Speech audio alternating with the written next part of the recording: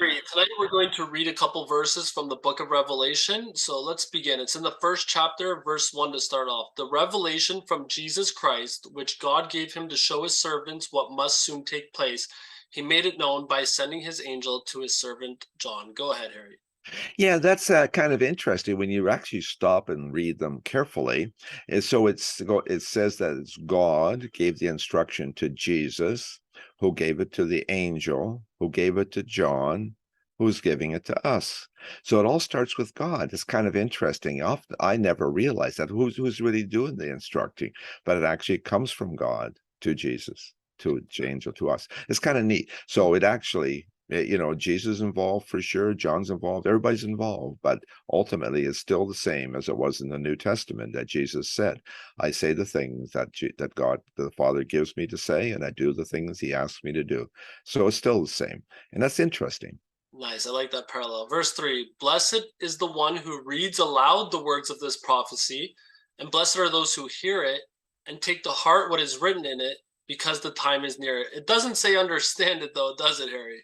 No, that verse is really comforting to me. It says, "Blessed is the one who reads this." And I think it's really, really, really important because actually, when you stop and think about it, and I really thought about it a bit late, no, not so much the early years, but it actually all ends well for those that are his.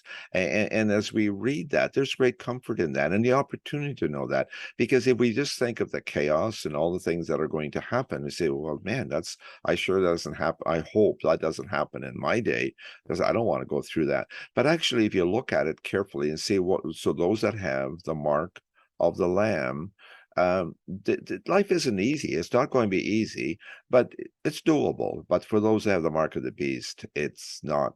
It's really awful. So yeah, like we have to take it to heart, and for sure, and that's what it says, and to hear it and to take it to heart, to learn what he's got to say. And then verse 4, halfway through it, it says, John to the seven churches in the province of Asia. Yeah, and that's really neat. And actually, just a little history there.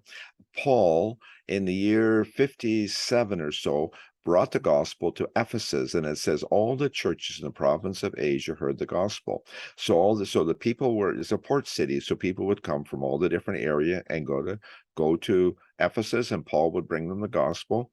And yeah, it would so they would go back and forth. And it says for 2 years, Paul gave lessons in the church in the school of Tyrannus.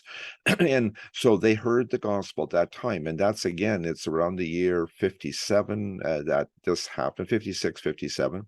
And it's so now we're well to year 90, 92 somewhere supposedly. So 35 years later we have a report card, and Mhm. that is really, really interesting because nowhere else for the New Testament do we actually have a divine report card. Paul gives opinions and thoughts and so on, but this is the only true report card from God.